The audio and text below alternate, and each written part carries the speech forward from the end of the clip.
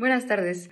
Somos Verónica Ramírez Terán, Carla Itzel Ramos Juárez, Meredith Saldaña Díaz y Daniela Serafín Morales. Y a continuación presentaremos el síndrome del mollido de gato. Las anomalías cromosómicas son producto de los cambios en estructura o componentes de un cromosoma. Se presentan cuando se pierde una parte de este, hay adición de material genético o bien cuando hay intercambio en los componentes del cromosoma. Esto provoca que haya un exceso o carencia de material genético, lo que a su vez genera que se presenten anomalías congénitas. Las anomalías cromosómicas se pueden dividir en numéricas y estructurales. Las numéricas son aquellas en las que va a haber una alteración en el número de cromosomas que por lo general presenta un individuo, mientras que las estructurales, como su nombre lo indica, son aquellas en donde el cromosoma estructuralmente pues no va a ser de forma normal y este puede afectar uno o más cromosomas. El síndrome del mollido de gato, o también conocido como Cray-Duchat o síndrome de Lejeune, es una enfermedad congénita poco frecuente que se caracteriza por presentar en infantes un llanto similar al maullido de un gato, por ello su nombre, y otras características fenotípicas de las cuales abordarán más adelante. Es producto de la deleción de un segmento del brazo corto del cromosoma 5 y como se mencionó anteriormente, pues es poco frecuente. Esto significa que tiene una incidencia de 1 en cada 15,000 a 50,000 niños. Y bueno, es más recurrente en el sexo femenino que en el masculino.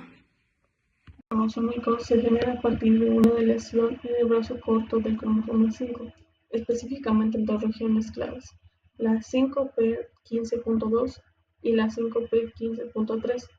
La región 5p15.2 está asociada con características clínicas como la dismorfia facial, la microcefalia y el retraso mental, mientras que la región 5p15.3 se vincula principalmente con el retraso en el lenguaje y el llanto característico de este síndrome. El tamaño de la lesión puede variar considerablemente, abarcando desde las 5 megabases hasta las 42 megabases, y el tamaño puede influir en la gravedad y la amplitud de los síntomas. Las lesiones más grandes pueden estar asociadas con un espectro más amplio en las deficiencias cognitivas y físicas. Cabe destacar que la mayoría de lesiones ocurren de manera de novo, es decir, que son cambios en el DNA que se producen por primera vez en el individuo y no estaban presentes en los padres. Se generan como eventos aleatorios durante la formación de células reproductivas en las primeras etapas del desarrollo fetal. Aproximadamente del 80% al 90% de los casos provienen de una lesión de origen paterno, que puede surgir debido a una ruptura cromosómica durante la formación de los gametos. Del 10 al 15% restante de los casos se debe a una translocación parental desequilibrada. Además, entre el 80% y el 90% de los casos son causados por lesiones terminales en el cromosoma 5, mientras que del 3% al 5% restante resulta de una lesión intersticial.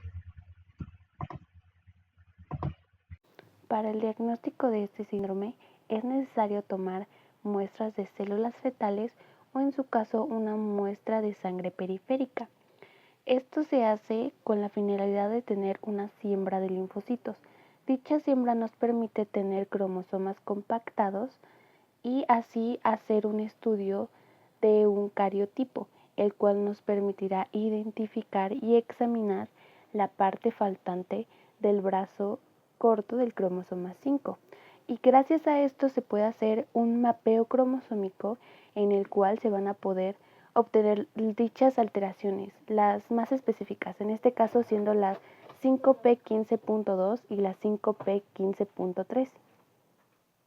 Otro tipo de pruebas que son bastante recomendadas son las pruebas genéticas de Fish, hibridación fluorescente in situ. Gracias a estas nos pueden ayudar a revelar una pequeña porción faltante del cromosoma 5. Estas son más específicas que las que son usadas mediante el cariotipo convencional. A continuación les presentaré las características fenotípicas del síndrome del mollido del gato, iniciando por un bajo peso y talla. Esto quiere decir que los bebés al nacer presentan un peso y talla por debajo del promedio. Alrededor van a pesar menos de 2 kilogramos. El segundo es el crecimiento lento. A lo largo de la infancia y de la adolescencia, el crecimiento es más lento y puede ser en comparación con sus pares. Esto puede influir en el desarrollo físico y el desarrollo de habilidades motoras. El siguiente es el llanto. El llanto es el característico de este síndrome, ya que lleva su nombre. Uno de los signos más distintivos al nacer es su llanto agudo, corto y repetitivo, que recuerda al maullido del gato.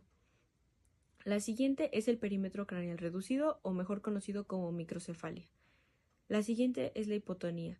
Los músculos son más débiles y presentan un tono muscular bajo. Esto quiere decir que estos bebés al nacer van a tener dificultades al realizar movimientos básicos como sostener la cabeza y también como mantenerse sentados. La siguiente es la raíz nasal prominente. La estructura ósea de la nariz va a tener una base nasal amplia y plana, lo cual contribuye a un aspecto facial distintivo en estos pacientes. Las siguientes son orejas con implantación baja. Esto quiere decir que van a estar más debajo de lo normal y van a tener una forma inusual y presentar anomalías del cartílago. La siguiente es la hipertelorismo. En esta vamos a encontrar que entre los ojos se va a observar una distancia mayor que la normal.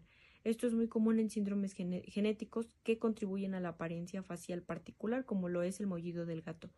La siguiente es la mandíbula pequeña, o mejor conocida como microretrognieta. La mandíbula inferior es más pequeña y está posicionada hacia atrás en relación con la mandíbula superior, lo que va a detonar una apariencia muy similar. De ahí sigue boca en forma de arco. La forma va a tener forma de arco, va a ser más ancha y arqueada. Esto va a dificultar el proceso de alimentación y va a contribuir a problemas del habla. Y la última son anormalidades de los dermatoglifos. Esto quiere decir que van a tener solo un pliegue palmar. A menudo se va a observar una sola línea o pliegue palmar en vez de 2 pliegues, habitualmente como se observa en una mano normal. Esto es muy común en estos síndromes genéticos. Y eso sería todo. Ahora, gracias a las investigaciones, se tiene como conclusión que el síndrome del maullido del gato es una compleja alteración genética, caracterizada principalmente por la deleción de un fragmento en el brazo corto del cromosoma 5, que impacta significativamente en el desarrollo y funcionamiento neurológico. Además, esta deleción cromosómica incluye efectos como el retraso en el desarrollo físico y cognitivo. Y la severidad de estos síntomas varía considerablemente dependiendo de los individuos afectados, y también otros factores como el tamaño y la ubicación exacta de la lesión en el cromosoma.